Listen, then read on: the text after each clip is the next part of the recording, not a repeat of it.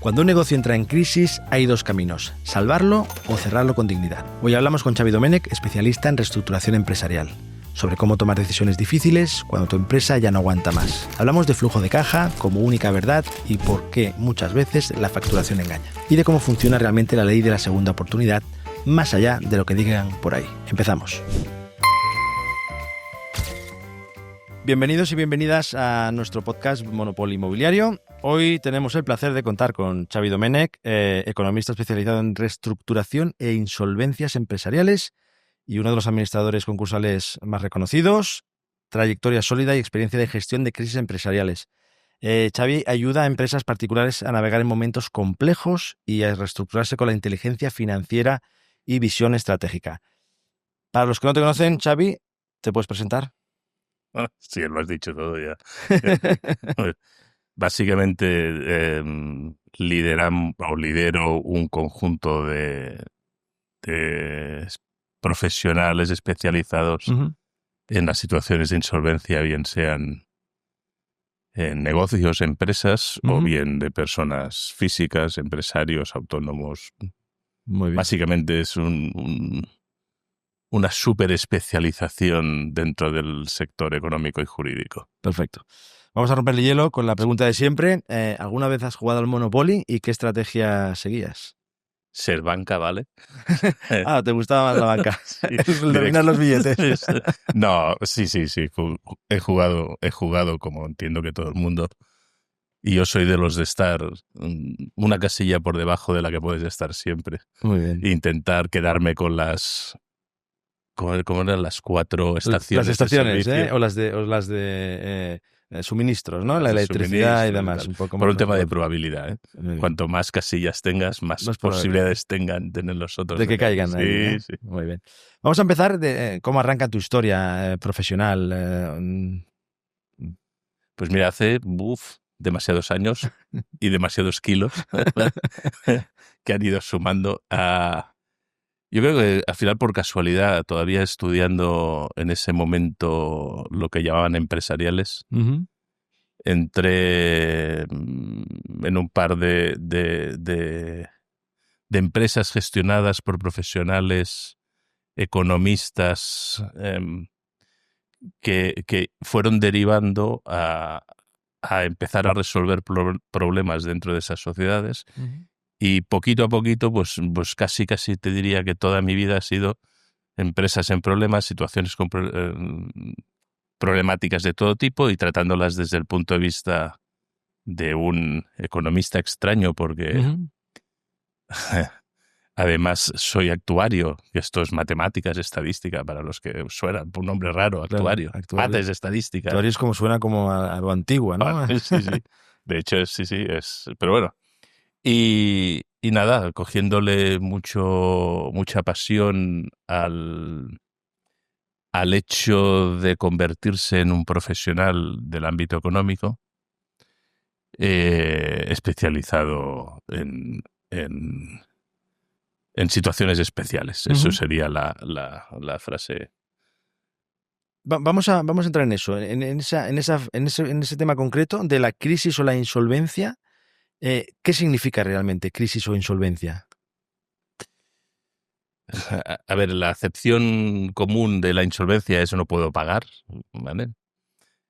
Lo que ocurre es que dentro del ordenamiento jurídico mundial es necesario establecer una serie de parámetros por los cuales se considera que una empresa o una persona es insolvente para poder tratar dentro de la economía de cualquier país de una forma concreta cómo se resuelve ese problema de insolvencia. Si quieres que te hable de los elementos concretos, básicamente es no poder atender aquello que tú te has comprometido en el momento que sea. Tú firmas un préstamo, no lo puedes atender, sabes que no lo puedes atender y en ese momento se te considera efectos económicos que estás en insolvencia. Y a partir de ese momento en el que se considera que estás en insolvencia, debes actuar para resolver esa situación. Si no, puede ser penalizado. Eso es lo que pretende la legislación en cualquier país del mundo. O sea, de hecho, es curioso, pero la legislación de insolvencias es una legislación estructural de cualquier país, es decir, tienen rango de leyes especiales, porque todo país tiene que tener claro qué ocurre cuando una situación de una empresa o de un particular no se resuelve o no. Es como si te saliera un grano y ese grano tienes que petarlo, ¿vale? Claro. Entonces, todas las legislaciones del mundo dedican un trato especial A ese a tema. regular lo que ocurre aquí. Y si quieres una anécdota, la legislación española es la única que todos los partidos han votado a favor. O sea, hablamos de mucha controversia, siempre los rojos y los azules se discuten, excepto En este este caso. caso. Ah, muy bien. Pues se han Que puesto en algo de acuerdo. bueno, porque todo país em, debe tenerlo muy claro qué ocurre con esto, porque si no, al final la economía es globalizada. Ujú. Con lo cual, los inversores mundiales, cuando descargan sus dineros, sus inversiones en cada país, tienen que tener muy claro qué ocurre si no va bien esa inversión.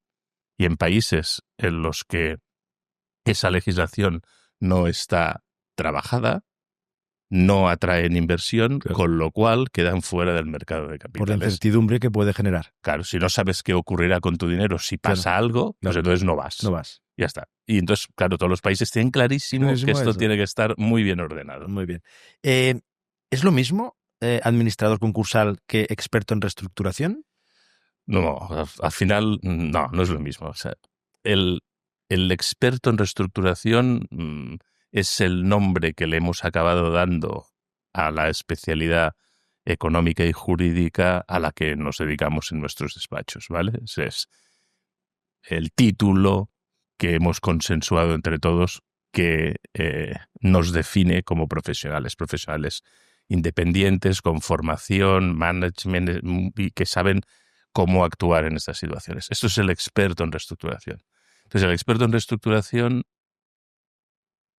es buscado por el empresario o la persona física que está en insolvencia para que le ayude a resolverlo, es decir, trabaja o da sus servicios a la persona afectada, o alternativamente es designado en sede judicial para negociar lo que le llaman los planes de reestructuración que afectan a muchísimos acreedores. Entonces, tú puedes ser experto en la reestructuración, que le llamamos nosotros in-house, o sea, designado o contratado por el empresario en crisis, o bien designado por el juez.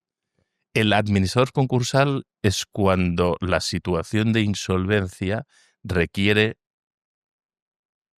complementar al insolvente, es decir, al empresario insolvente o a la persona física insolvente, con un administrador de su patrimonio. Es decir, un juez le dice, usted no puede libremente usar su patrimonio y le nombro un administrador concursal que le administra conjunto, que Le ayuda, ¿no? le ayuda por un lado o O incluso simplemente le decide y le sustituye, sustituye. le quita sus facultades de disposición y directamente administra el patrimonio de la persona insolvente. Con lo cual, el perfil Hay es una distinto, diferencia. la responsabilidad es distinta, porque pasas a ser administrador de patrimonios ajenos, con todo lo que conlleva. Has ido hablando en todas las respuestas, empresa, persona física. ¿Es lo mismo ser insolvente como persona física o empresa? ¿Tienes las mismas consecuencias? Bueno, la lucha del tratamiento de la insolvencia de las personas físicas nos ha llevado unas cuantas reuniones, por decirlo finamente, en sede parlamentaria europea, hasta que España ha sido capaz de dar solución a la insolvencia de las personas físicas. Hace 10 años, cuando alguien no podía pagar un préstamo, no podía pagar el préstamo y se moría Sí, con con esa esa deuda y se la pasaba a sus herederos, porque nuestra legislación históricamente No tenía ese final. no permitía el perdón de las deudas. La actual no permite el perdón de las deudas, salvo que tú puedas demostrar que tu insolvencia como persona física ha sido sin mala fe. Estás trabajando, tienes el préstamo del coche, te compras una tele, lo normal de cualquier ciudadano español, pum, te quedas sin trabajo y al día siguiente no puedes atender el préstamo. Claro, entonces, hace 10 años esto no tenía solución y ahora tú puedes acogerte a procesos que comúnmente los conocemos como segunda oportunidad. La ley de la segunda oportunidad. La famosísima ley de segunda oportunidad en nuestro ámbito. Y entonces tú puedes llegar a conseguir que te exoneren la deuda que no vas a poder pagar. Exonerar es lo mismo que perdonar, ¿vale? Sí. O sea, te perdonan, un juez te perdona las deudas que tú demuestres que no puedes perdonar. Con lo cual ese ha sido un avance espectacular en nuestra legislación porque, ya digo, hace 10 años era impensable y actualmente se consigue exonerar al deudor de buena fe que ha tenido un accidente en su vida para que pueda empezar libremente a regenerarse.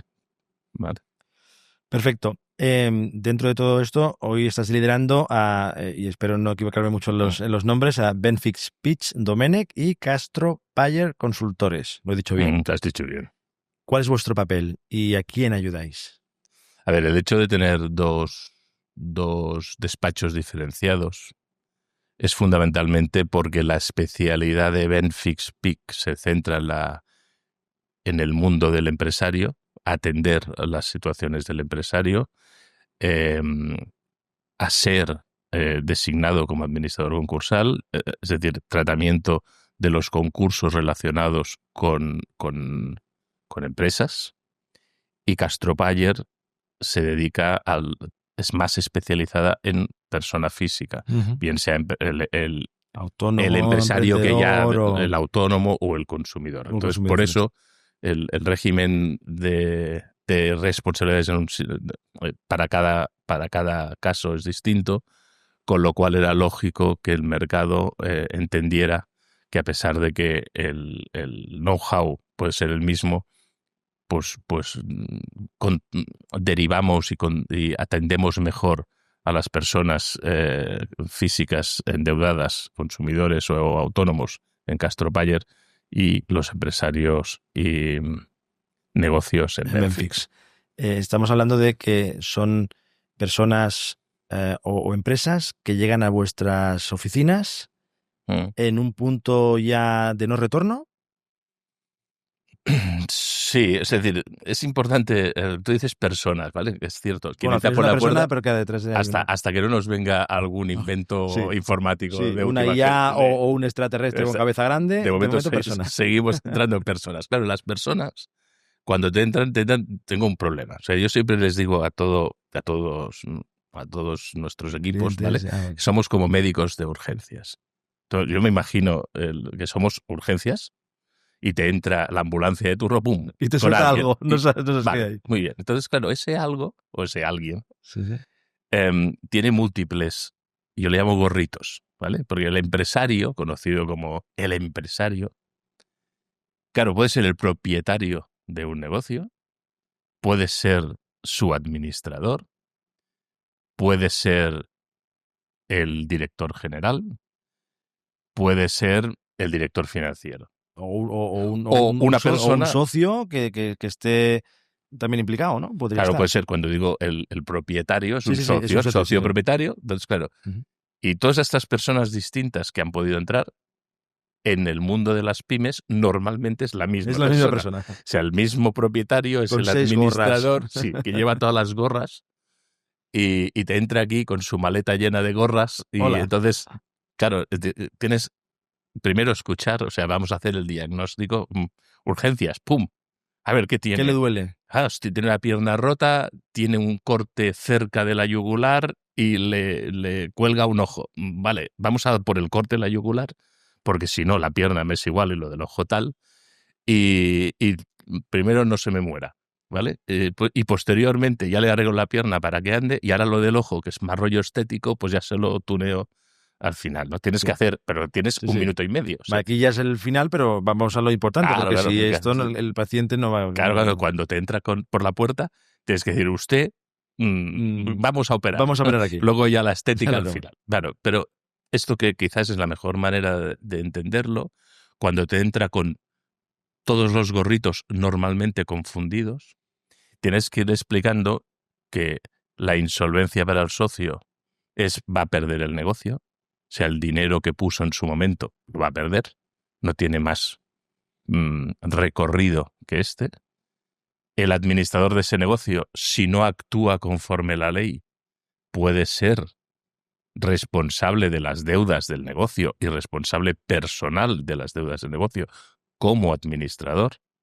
Con lo cual, oiga, usted tiene que, no le aconsejo que, o sea, usted debe hacer esto o se arriesga a que le deriven todas las deudas de la compañía. Si es el director financiero, te viene a explicar que tiene que ir a la junta para hablar de su plan de viabilidad, para luego convencer a los socios, etcétera.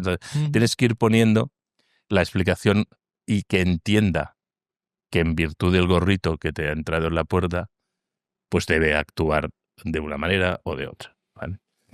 Cuando sacas el bisturí y empiezas a decir hay que operar, hay que hacer, ¿cómo se lo toma esta persona, este responsable de la empresa o la persona de los gorros? Mira, en Benfix nos hemos especializado voluntariamente en pymes, ¿vale? Con lo cual, normalmente la persona que ha entrado con la maleta y todos los gorros tiene que entender que le vamos a aplicar el bisturí. Es cierto que el médico de urgencias tiene un punto de psicópata. No puede estar en modo romántico. Hay corazón. No hay piel allí. Te voy a hacer unos masajitos previos y tal. Entonces, en nuestra organización nos hemos dado cuenta que tenemos que tener un acompañamiento paralelo que sea capaz de, superado el momento de tengo que operar y luego ya te cuento, ¿vale? Que luego ya te cuento pueda ir de la manita de la persona que ha entrado con sus gorritos, que ve cómo se le hunde el mundo donde probablemente en una pyme, claro, su modus vivendi, su ilusión de la vida, etcétera, etcétera, etcétera, con lo cual tiene que tener un acompañamiento, llamémosle de apoyo, no tanto psicológico como de coach, que entienda, bueno, por lo que está pasando y pueda salir de la mejor manera. Mira, no hay ninguna situación que sea agradable. Y a pesar del punto de voy a ejecutar y ya está, siempre hemos mantenido que el día que nos deje de... ¿cómo te diría la palabra? El día que nos deje de importar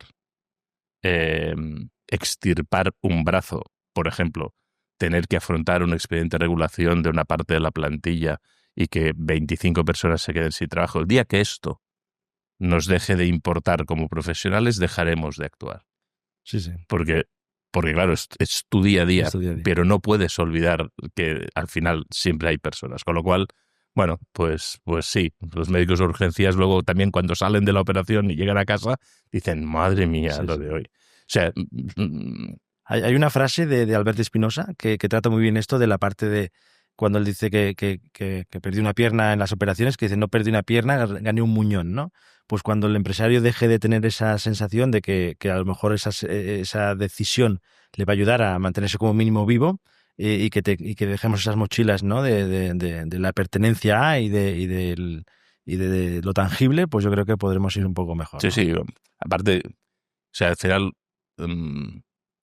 tienes que tener en cuenta que el empresario habitualmente se siente culpable de la situación a la que ha llegado. O sea, que tú tengas un carrito de Frankfurt parado bajo las Torres Gemelas y estés ahí con el Frankfurt y tal, y te venga un avión por arriba, te hunda la torre y te chafe el carrito y dices, esto aunque parezca, es una situación de insolvencia, ¿no? El el que compró el carrito con un préstamo y no está puede pagando pagar el ese préstamo préstamo. a base de hot dogs allí, iba a Sí, decir sí. Frankfurt, pero no, hot dogs. Sí, sí. Claro, se da cuenta que ha venido un avión y le ha hundido El negocio. y no puede pagar el préstamo.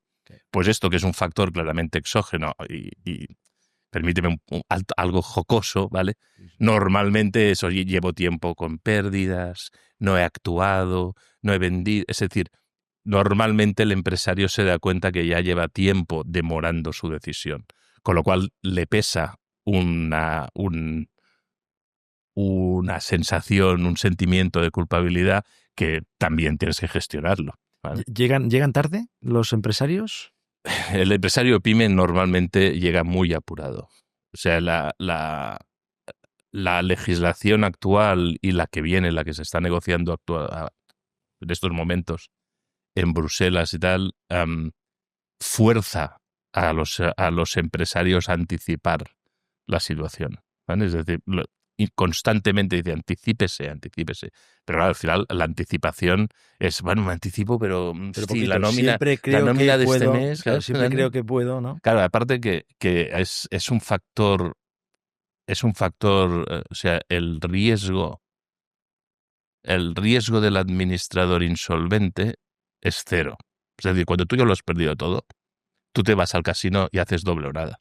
Porque como lo ya has perdido todo, Claro. No hay mucho más que si no te perder. sale bien, lo habrás perdido más Más. de todo, es imposible. Pero si te sale bien, Claro. entonces, claro, esa Ese alargar la claro, agonía, porque ¿y si esta es ahí, la tecla que suena? entonces esta versión mal interpretada es la que, claro, al final, cuando tú eres insolvente no puedes dejar o sea, no puedes olvidarte de que afectarás a quien no vas a pagar. O sea, estamos hablando todo el rato Claro, desde claro. la óptica del deudor Del deudor hacia. desafortunado, pero en el momento que tú piensas a quién afecta, claro, los afectados dicen, oiga, es que este señor ha estado jugando al póker Claro, ha al ido. doble o nada y con mi Con mi dinero, pasta, ¿no? con mi Con dinero, mi ¿no? pasta. Entonces, claro, el equilibrio entre defender la segunda oportunidad, por hablar de personas físicas, del buen ciudadano Claro. o del buen O del empresario empresario. y defender Al el listo, crédito. ¿no? Bueno, claro, no. O sea, defender al Bueno, negocio, claro, claro, al que ha hecho o defender al que se le debe el dinero. Claro. exacto, o sea, el equilibrio legislativo, o Claro, sea, claro, yo claro. que soy pro deudor o O pro acreedor, ¿no? acreedor. Entonces las legislaciones Donde van tienen balanceando que, para poder ir dando un poco de exacto, cobertura a las dos partes, claro, ¿no? claro. Claro, si tú eres muy pro deudor, los financiadores a crédito Pagar profesionales la de ese fiesta, país, claro. no, de entrada subirán su prima de riesgo, con lo cual el crédito será más caro, porque hay una defensa del deudor. En su contrario, si es muy proacreedor y muy antideudor, el empresario o no se arriesgará. ¿Para qué va a tomar decisiones si al final, si le sale mal, le van a castigar? Entonces, claro, la legislación tiene que buscar, en función de 1000 parámetros, pues el justo equilibrio entre los dos extremos. Al final, el mundo de la insolvencia, lamentablemente, es un mundo de suma cero. Sí, sí, sí. Lo que se lleva uno, lo pierde el otro. Pues Claro. no hay "Oh, vamos a cooperar". No. Lo que se lleva uno, El otro lo no. pierde el Sí. otro. Con tanta experiencia, ¿habéis detectado algunos o algún error que se repita mucho en estos empresarios, en estos deudores? Bueno, centrándonos en nuestra especialidad, que son Sí. las pymes, yo creo que el empresario español cada vez está más formado. O sea, se nota una evolución en la formación del empresario cada vez más fina, con lo cual cada vez vamos notando una menor aversión a la utilización de sistemas de resolución de insolvencia. ¿Vale? Que antes, estoy en quiebra, eres un malo, eres un fracasado, un hombre de negocios, ¿no? Actualmente no hemos llegado a los extremos anglosajones en los cuales, si no has quebrado una empresa, eres un mal empresario, Claro. que es el otro extremo. Sí, sí. Pero la gente va entendiendo que, bueno, tú te arriesgas si te sale mal, pero lo has hecho, es decir, si no has hecho ninguna trastada, ¿Ninguna locura? pero te ha salido mal, tú puedes volver a intentarlo. Con lo cual el talento no huye, el dinero se controla y de esta manera pues tú puedes seguir generando negocios y generando riqueza para el país. Claro, tú me preguntabas qué es el error típico. El error típico es venir tarde. Ostras, alargarlo demasiado. Mira, hay un ejemplo típico. No puedo pagar el IVA o los impuestos. El IRPF. A ver, corazón. Si no puedes pagar los impuestos, hay algo que sí. Que falla. Y no se te ha caído la torre gemela encima del carrito de helados, ¿vale? Sí. Y no ha sido esto. Entonces... estás haciendo algo con el IVA, ¿no? Claro, hay una serie de alarmas que ya son luces rojas. Entonces, debes tomar decisiones, a pesar de todo. O sea, las no tomarlas está perseguido. Debes tomarlas. Por ejemplo, ahora estamos cerrando las cuentas anuales y del ejercicio. El 99% de las pymes españolas estamos ahora cerrando números del 24. El administrador que firma las cuentas, si tiene causas objetivas de que algo no va bien y no hace nada, ya está asumiendo responsabilidad personal. Entonces esto es un mensaje que todos debemos ir entendiendo para no tener miedo en resolverlo. Claro. O sea, es que, bueno, vuelvo a jugar. No, corazón, tienes que resolverlo, porque si no, va a ir a peor. Y obviamente todos nos vamos sofisticando y obviamente quedar con una inhabilitación o quedar responsable de deudas es mucho más complicado. Es más complicado. Hablando de la segunda oportunidad y poniendo el foco ahora a las personas físicas, ¿hay algún tipo de límite de importe a la baja o la alza cuando tú pides una segunda oportunidad? ¿Puede ser de un préstamo pequeñito o de un préstamo muy, muy amplio? Mira, pedir la segunda oportunidad, que es un poco el argot, todos navegamos por redes, etcétera, y todos que busquéis segunda oportunidad veréis que hay infinidad de compañeros que dan este servicio, ¿vale? Iniciar un procedimiento judicial, porque lo que no podemos olvidar es que para que alguien te perdone las deudas, esto es para que le diga, bueno, por hacerlo muy fácil, al banco rojo que no te puede cobrar el préstamo, ese alguien es un juez. No puede ser Paco el de la esquina, es un juez. Y para que un juez te perdone, entre comillas, como si fuera un cura, ¿vale? Con tus pecados, ¿vale? Debes iniciar y acabar con éxito un procedimiento judicial. Con lo cual, por económico que podamos preparar ese procedimiento, ir a exonerar una deuda de 3.000 o 4.000 euros, yo te diría, hombre, casi que mejor no pases por la demanda, intenta ahorrar un pelín y exonera y págala o pide ayuda, negocia o resuelve. Una quita y resuelve. Exacto. A partir de estos importes hasta infinitum, puedes presentar. Pedir esa segunda oportunidad, ¿no? Sí. No hay un límite hacia arriba.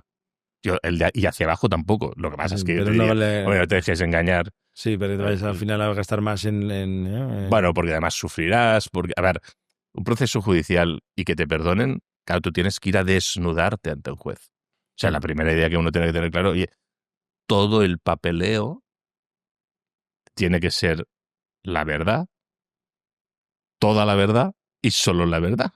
Claro. Esa historia que nos dicen, vamos a jurar, bueno, porque es la verdad, bueno, porque lo que tú pones es cierto. Y vamos a además, no te has olvidado nada, ¿vale? Y lo has puesto todo. Es decir, tiene que ser verdad, que no te hayas olvidado y todo. Con lo cual, claro, eso es un esfuerzo para alguien que está recibiendo millones de llamaditas de oye, que no me pagas, no sé qué, los teléfonos que reclaman las deudas, etcétera, etcétera. Es una presión que le obliga a hacer un reset mental y decir, oye, para ir a pasar el examen del perdón tengo que hacerlo bien. Porque cometer un error en el papeleo es fracasar. Con lo cual, tendrás otra deuda más, que es la del propio procedimiento, cosa que es absurdo. Entonces, requiere ser consciente de que tengo que preparar bien mi expediente y los que me acompañen tienen que ser profesionales. Claro. Para Esta es poder la clave. explicarlo bien al juez, que es el final que va a decidir. Exacto. ¿Por qué? Porque los jueces, hay 1000 matices, porque los jueces, te diría, hace 5 años perdonaban a todo el mundo, con lo cual, ¿qué ha pasado? Que ahora todo el mundo quiere el perdón. Entran muchísimos expedientes a los juzgados. ¿Por qué? Porque a pesar de que es un elemento que no tiene una publicidad muy evidente. ¿Por qué? Porque ¿a quién perjudicas? ¿Quién es el afectado en la segunda oportunidad? Típico, la banca, ¿vale? Con lo cual es evidente, la banca tiene un poder muy claro en la economía española, como debe ser, ¿vale? Con lo cual no facilita que todo el mundo conozca que existe la segunda oportunidad. No sale en los periódicos. Sí, sí. Oye, tal, no, sale en círculos reducidos y además es apagado.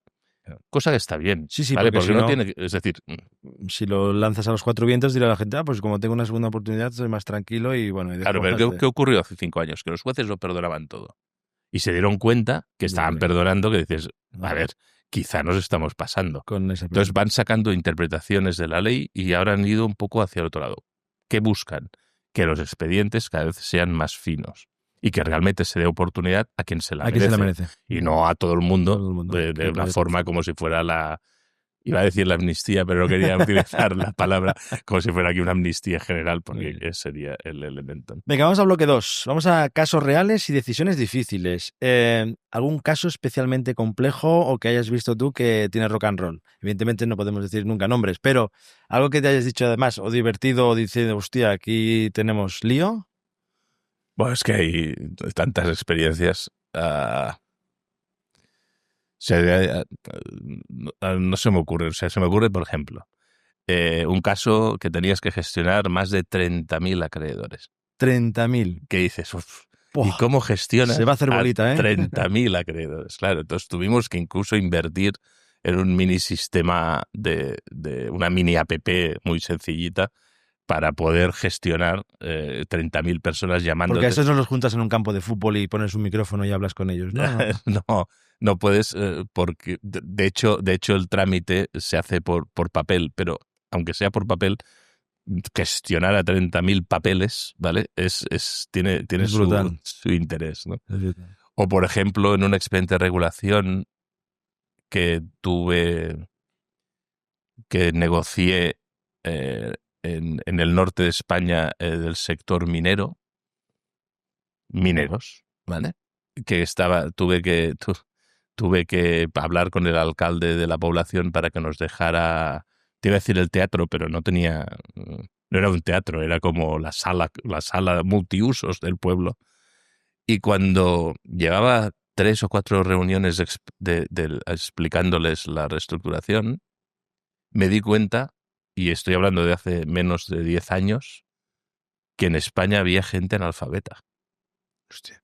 Que para mí fue un shock porque no lo pensé. Es decir, pero claro, era como tenía una conversación contigo y tú me ibas diciendo que sí, yo te enseñaba los papeles, tú no mirabas los papeles, claro, ¿para qué los vas a mirar si no sabes lo que pone? O sea, no es despectivo, es que no. Entonces, claro, tuve que decir, oye, reset mental, o sea, ojo, o sea, tú vas con una mentalidad y etcétera, y tienes constantemente... Más tienes que bajar, supongo que tu nivel de conversación a un nivel muy llano, no puede ser nada técnico porque probablemente te entiendan. Bueno, claro, es que al final las conversaciones ya de habitual no puedes utilizar un lenguaje técnico porque tampoco corresponde, ¿no? Pero te pongo este ejemplo.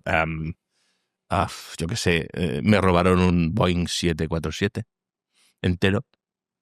Eso no es coña, ¿eh? O sea, del aeropuerto a Manchester. O sea, y no estaba. Y yo dije, ¿cómo que no está?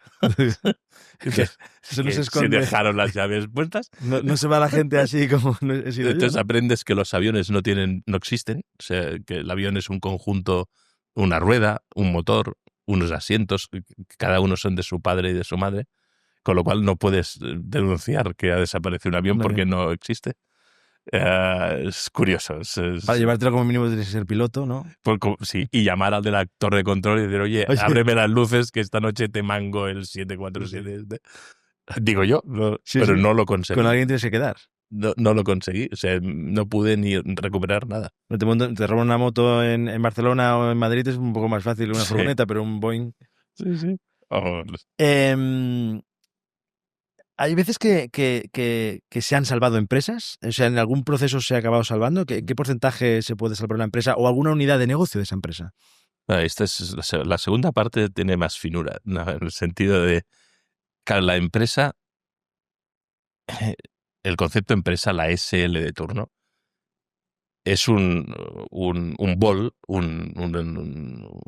sí, un bol, yo lo veo como un bol de estos de sopa, Sí. en el que pones un negocio. Es decir, para poder desarrollar ese negocio en el mercado, necesitas tener un bol, una estructura jurídica que te permita hacer una factura con tu NIF y que te permita abrir una cuenta para cobrar esa factura y pagar a tus proveedores. Ese bol es lo que conoceríamos como la empresa y el negocio es lo de dentro. Uh-huh. Tú no puedes reestructurar ninguna empresa si el bol tiene un exceso de deuda. Tienes que reestructurar esa deuda que tiene el bol. No puedes reestructurar ningún tipo de empresa que no tenga un negocio viable. Uh-huh. Esto ya lo ha entendido todo el mundo. Es decir, no se puede permitir que sobreviva en la economía del país una empresa que no tenga un negocio viable, porque más tarde o más temprano impactará en el mercado. Negativamente. Con lo cual, toda empresa que se reestructura tiene que tener un negocio viable. Bien. Con lo cual, primer round, ¿tenemos negocio viable? Entonces, puede ser ¿Sí o no? que sí o que no. Y puede ser que lo que te llegue ya es viable, con lo cual dices, vale, me voy a reestructurar el bol. O puede ser que lo que te llegue no es viable hoy por una causa muy clara, me lo invento, tengo 2 líneas de producción de bandejas, una de aceros y la otra de aluminios. Las de aceros no se venden. No sé, o es muy caro o no sé ha qué. subido y tal, y esa Me cargo la línea de acero, con lo cual extirpo del negocio lo que me da pues las máquinas, los trabajadores, y hago una reestructuración operativa del negocio, con lo cual ya tengo un negocio dentro de un bol y luego reestructuro el bol, ¿vale? Con lo cual tengo reestructuración operativa y la reestructuración financiera propiamente dicha, y si no, una vez he reestructurado operativamente el negocio, veo que no tengo posibilidad de reestructurar el bol porque no me da, porque no tengo posibilidad de llegar a un consenso en esa reestructuración, por poner un ejemplo, puedo extraer el negocio de ese bol y venderlo a otro bol, que es lo que se conoce como la unidad productiva. Es decir, solo puedes traspasar unidades productivas viables. De hecho, nadie te compraría una unidad productiva que no fuera viable. ¿Es lógico? Sí, sí. Vale. Desde el punto de vista del comprador, no desde tu punto de vista. Claro. ¿Vale? O sea, porque aquí puedes decir, uy, aquí casi voy justín. Pero el otro dice, oye, pero es que yo tengo capacidad tengo ventas y me hace falta capacidad de producción que me la llevo. Con lo cual, desde el punto de vista de la viabilidad del comprador es donde se marcha la viabilidad de productiva, y entonces lo que haces es enterrar ese bol de una forma honesta. Es decir, no es que se han salvado empresas, sí. De hecho, la voluntad nuestra es siempre salvarla, ¿vale? Lo que pasa es que no puedes salvarla a toda costa, ¿vale? Y si no se puede salvar, vamos a hacer un entierro digno. No voy a bajar la persiana y ala, que venga Dios y lo arregle. No, entierro digno. Si no, dejas cadáveres en medio de la acera que luego también impactan negativamente en la economía del país. Como última pregunta de este bloque, las empresas cuando quiebran o cierran, pues hay evoluciones por años, por tal, crisis independientes que pueden ser mundiales, pero 2008, burbuja inmobiliaria, se lía parda y empiezan a llegaros, supongo que en un momento puntual, muchas empresas que han hecho lo mismo y que esto como lo toreáis, cuando hay un volumen de empresas que quiebran por algo que es externo o no. Bueno, fue una experiencia, iba a decir interesante, eso fue intensiva. Aparte interesante, intensa, ¿cierto? No. A ver, la crisis del 2008 pilló a todos los players habituales de la insolvencia con el pie cambiado, ¿vale? Nuestra legislación nace, la actual, la moderna, la anterior era antes de la Guerra Civil, ¿vale? La ley de quiebras y suspensiones de pagos era de antes de la Guerra Civil. Y duró mucho tiempo. Y hasta el 2003 nos salió la actual manera de entender las reestructuraciones y las insolvencias, ¿vale?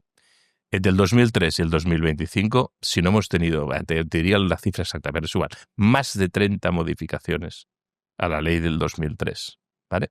Unas internas, es decir, España se da cuenta que la ley no iba bien, y otras externas, Europa nos obliga a cambiar a todos los europeos, no a los españoles, nuestra ley para armonizarla en toda Europa, para conseguir precisamente que los flujos de capital que llegan a Europa no vean dentro de Europa países más proclives que otros para la inversión. Quieren una inversión global, con lo cual nos obliga a armonizar nuestras leyes. Vale. Cuando en el 2003 empezamos a trabajar y a implantar esta ley, y nos llega la crisis de 2008, yo diría, en un argot coloquial, ¿vale? Pilla la banca un poco distraída, ¿vale? Con lo cual hay muchísimo concurso derivado de la crisis del ladrillo, ¿vale? De hecho, hay concursos actualmente en marcha que todavía colean de esos de hace pues, 15, 20, no sé, estamos hablando de casi 18 años ya. Sí, sí. ¿Por qué? Y aún colea Sareb Bueno, Sareb, sí, claro. las estructuras que hicieron para poder desmontar todo este pollo. Sareb, que está a punto de ser liquidada. En teoría de ser liquidada. A ver qué hacen.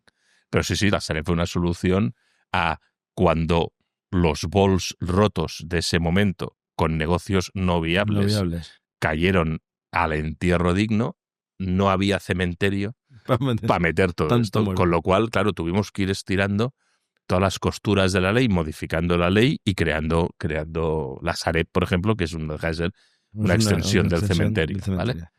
Pero posteriormente ha habido 2012, 2013, o sea, no hemos acabado de resolver esa situación de crisis por X grandes... O sea, por ejemplo, la crisis del COVID ha impactado. También. Fue corta, pero intensa. Claro, ¿qué ocurrió? En el COVID fuimos capaces de capilarizar mucho dinero al sector económico. Y esa capilarización del momento COVID, ahora es momento de devolverla. Claro, los que recibieron ayudas y su bol creció demasiado comparativamente con el negocio, ahora deben reestructurar el bol porque el negocio no les da para pagar. Para pagarla y devolver ese dinero. Ese dinero, con lo cual actualmente pues hay mucho bol roto derivado del COVID, ¿no? Con lo cual, oye, pues sí, fue una época... Divertida. Bueno, sí, divertida no, intensa, profesionalmente fue intensa, sí. Vamos al bloque 3, vamos al distrés como oportunidad de inversión y que aquí yo creo que en una pregunta las podemos resolver todas. ¿Qué significa eso de invertir en distrés? A ver, a mí me gustan los coches, lo sabes. Sí. ¿Vale? Los coches, no las lavadoras con ruedas. No he llegado a digerir todavía esto, pero ya me va a tocar, ¿no? Pero tú compras un Clio abollado con una luna rota, le falta el retrovisor y está pintado que da pena y lleva el Elvis ahí enganchado con pegamento y tal. Lo tuneas, ¿vale? Y lo vendes, ¿no? Hay un programa en no sé qué tele que hace eso, ¿no? Compra un coche. De estos, compran coches. Compra un coche, lo restaura, le invierte una serie de lo que sea, en función de cada caso, y luego saca un beneficio. Vale, pues esto es el distrés. Claro, adquiero un bol para reestructurar el coche viejo, lo reestructuro y lo vendo. Esta es la inversión en distrés. ¿Vale? Donde puedes sacar más o menos beneficios según cómo puedas tú tener la capacidad de meter la inversión a ese coche, ¿no? Cuanto más bonito lo deje, con mi capacidad de ponerlo al mercado, pues mejor lo podré vender. Claro, al final... Por eso al final tu materia gris, ¿no? Mira, los inversores en distress, si buceas un poco y buscas grandes fondos que solo invierten en distress, verás que son los fondos más grandes del mundo. O sea, donde hay inversores con poca aversión al riesgo, es precisamente en el distress. ¿Por qué? Porque se dan dos valores. Sí, o sea, dentro del mundo de la economía, al final, es un submundo la insolvencia. Un submundo que puede estar alrededor de que un 2% de los negocios en España no son viables, un 2%. O sea, España es un país de pymes, Europa es un país de pymes, el mundo es un país de pymes, no somos los raros que somos los de las pymes, pero no hay 27% de gente que está en insolvencia, si no se hundiría la economía, ¿vale? Hay un pequeño porcentaje. Pero los que juegan en este pequeño porcentaje, el más tonto te hace un reloj y de cuco. O sea, ya no solo el reloj, sí. Sale el cuco, ¿vale? Entonces, es gente muy especializada que sabe aportar muchísimo valor en cómo reestructurar, ¿vale? Con lo cual, el coche no se trata solo de... O sea, primero ver el coche susceptible de ser arreglado. Claro. Segundo, como yo soy un gran mecánico y ya me lo sé, ya sé todos los trucos necesarios para que no me coma margen. Y encima, tengo muy claro que cuando tenga esto resuelto, tiene espacio en el mercado, ¿vale? Sí, con lo cual, vender, es gente... Tengo toda la trazabilidad del proceso, claro, que lo tengo exacto. Los timings, los tiempos. Es decir, yo no soy especialista en hacer platos, claro, y me dedico a hacer distress. No. Yo soy especialista en distress. Con lo cual, pretendo sacar rentabilidades del 25%. En todo. Y de mis 10 proyectos me van a petar 4. Pero aún y así, mi fondo global va a levantar 20 puntos. Eso es lo que piensa. Pregunta en el bloque 4 en cómo dais de sistema, y hablando de los sistemas y hablando de sobre todo el sector público, banca, hacienda, seguridad social. Cuando vienen las empresas con problemas, hacienda, seguridad social, banca, ¿ayudan o ponen palos en las ruedas? ¿O miran por sí mismo y dicen, y tú te apañas? No hay una O. O sea, miran por sí mismo y evidentemente ponen todos los palos que pueden, porque claro, son los afectados en la reestructuración. Claro. Pero bueno, ayudar al empresario, pues bueno, si va bien te cobro y si no va bien, pues... Diferenciemos las dos. Sector público. Sí, sector público no tiene nada que ver con el banco. Actualmente en España, y no te diría que no es por política exclusivamente española, sino... te diría un histórico español, pero luego por un orden europeo, ¿vale? El sector público no está por la labor de ayudar en ninguna reestructuración, salvo contadísimas ocasiones, ¿vale? O salvo decisiones estructurales de tipo político. Por ejemplo, actualmente el ICO que avala los préstamos COVID, por poner un ejemplo, está poniendo ciertas facilidades en apoyar reestructuraciones de empresas viables, ¿vale? Y bueno, si te pincho hace un año y medio, era muy duro, ¿vale? Pero bueno, el empresario español tiene que tener muy claro que la agencia tributaria o la seguridad social no son fuentes de financiación baratas. No, de hecho, no deberían ser fuentes de financiación. Cuando uno dice que no he pagado los seguros sociales, cómodos plazos, y sigues trabajando en el mercado, quiere decir que tú tienes un negocio no viable, que no estás pagando a la seguridad social, con lo cual tú puedes bajar incluso precios de tu producto, porque como no piensas pagar la seguridad social, vas a hacer dumping a tus competidores, con lo cual no es una posibilidad real hoy en día. No puedes endeudarte con Hacienda o con la seguridad social, pero cuando eres persona física, tampoco. O sea, el perdón de la deuda no alcanza a las deudas de la seguridad social o de Hacienda masivamente. Solo te puedes exonerar de 10.000 euros, no más, ¿vale? Pero eso es lógico, ¿vale? Desde un punto de vista de economía global, ¿vale? Llevábamos una historia que todo el mundo, pues, no pago el IVA, no pago el IRPF, y así, a ver si... No, olvidémonos. Esto está además es un síntoma muy Sí. claro. Si mi negocio Sí, no da en para fondo- pagar los impuestos, oye, cierra, campeón. Claro. Vale.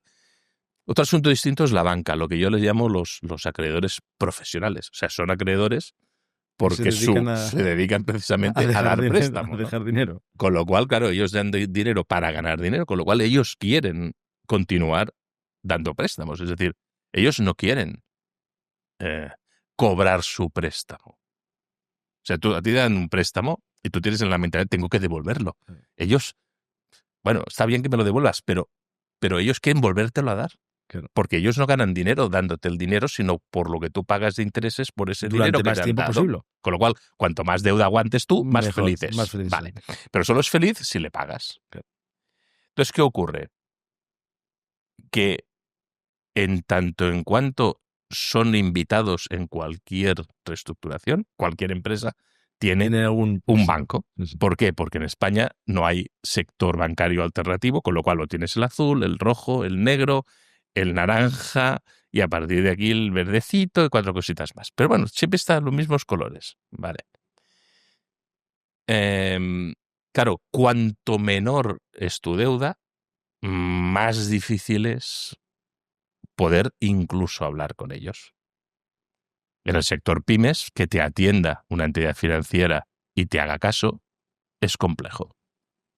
Si tú debes mucho dinero, te atienden, es evidente. Entonces, ¿qué ocurre? Que los costes de negociación de una situación de reestructuración del BOL en una pyme son infinitamente superiores a una gran empresa, pero también para el acreedor profesional. Claro.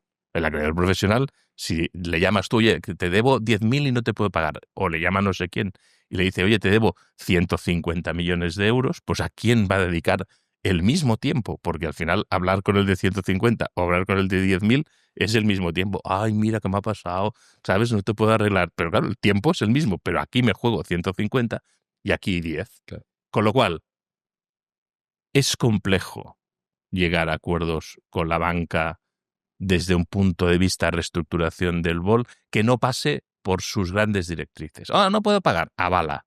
Claro. Bueno, no quiero avalar, pues te ejecuto. Claro, ellos no te dedicarán ni un tiempo. Entonces, ¿qué buscas? ¿Cómo negocias con la banca sin tener que negociar con ello? Y actualmente es posible. En pymes nosotros estamos consiguiendo acuerdos de reestructuración vía planes de reestructuración que se conocen como planes no consensuales. ¿Por qué? Porque no llego a un acuerdo con mis acreedores, ¿vale?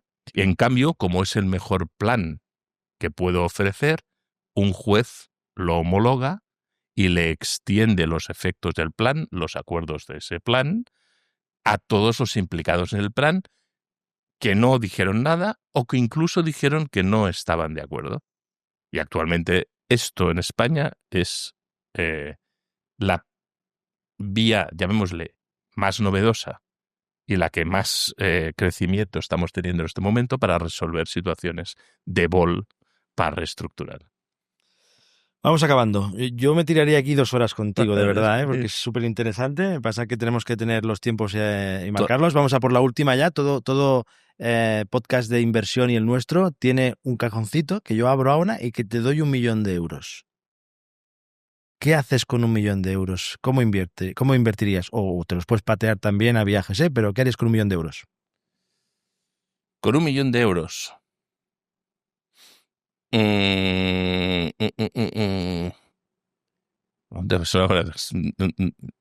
Pues no lo sé, 1.000.000 de euros. ¿Me los invertiría? Yo supongo que haría un mix, ¿vale? De potenciación de las dos firmas. Se invertiría en nosotros, en tus nosotros empresas mismos, ¿vale? Y en nuestros equipos para hacer más sólido el proyecto actual. Y el resto, claro, lo guardaría para hacer operaciones de distrés, no tanto de inversión en negocio, sino inversión en deuda. Que no lo hemos hablado, pero que es una derivada del... Sí, el comprar deuda también es una... Bueno, sí. Bueno, en ejecución. Es otra de las vías que existen en este mundo de la reestructuración. Lo haría así. Perfecto. Vamos a una ronda final rápida de preguntas. Una frase, un mantra que te repitas a menudo que te ayude en tu día a día.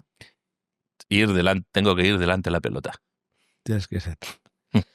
Un libro o una serie o una película que crees que todo empresario o inversor podría leer. Mira, yo desde el punto de vista del empresario, hay un clásico que es La Meta. La Meta. Que ahora no me sale, el apellido es un apellido con una letra O, pero no me sale. Bueno, La Meta, es un clásico. Una señal de una empresa que se puede salvar y una señal de una empresa que no se puede salvar. Es la misma en los dos sentidos. O sea, el negocio que tengo en el BOL me da cash flow libre, sí o no. Vale. Cash flow libre. Cash flow.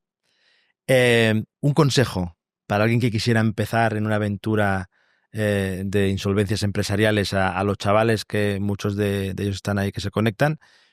¿Qué consejo darías si quieres empezar en este mundo? Bueno, actualmente es un mundo intenso en formación. Implica tener muy claro, o sea, el perfil estrella en estos momentos es el economista y abogado a la vez. Con ganas de ser profesional libre, es decir, de entrar en un mundo de no ser el empleado tener una vocación de ser profesional para atender a terceros y mucha diversión. O sea, esto es o sea, aquí no hay clientes, solo tratamos casos y cada caso tienes que resolverlo. Un referente empresarial o familiar que le sigas y que te guste. Un referente. Yo diría mi mujer. Vale. Teresa. Sí. Perfecto. Sin duda. ¿Dónde te gustaría acabar tus días? ¿En qué ciudad del mundo o qué país o si fuera donde vives? ¿Dónde te gustaría acabar esta vida, este camino? Si no me ha planteado. Supongo en el desierto. ¿En el desierto? Sí. Con lo poco que te gusta el calor. Bueno, el desierto con un aire acondicionado potente. No, el desierto engaña, no siempre es tanto calor. Perfecto. Pero sí. Bien, pues aquí dejamos el primer podcast en Madrid, en las oficinas de Madrid, que repetiremos, que ha sido, y que evidentemente contigo era la primera. Yo tengo la suerte que contigo, como nos vamos a ver mucho más y tenemos esa relación de amistad que nos une, pues que vamos a poder hablar mucho más de esto porque es interesantísimo. Esto da para 2 horas, lo que pasa es que intentamos siempre que tengamos esos 45-55 minutos, porque si no se alarga mucho. Agradecerte mogollón porque ha estado muy cómodo. En todas las entrevistas estás bien, pero en esta me he sentido muy cómodo. Ha sido fácil de hablar contigo. Yo creo que nos has puesto... Además, sé que eres mucho de esos ejemplos. Y yo recuerdo contigo la primera vez que nos vimos que te gusta hacer dibujitos, ¿no? Cuando haces cosas, pues en un papel te gusta hacer dibujitos y aterrizar. Y eso es muy visual para los que no entendemos de todo esto. Por lo tanto, darte las gracias. Yo estoy muy cómodo y espero que también hayas estado tú. Sin duda. Muchas gracias.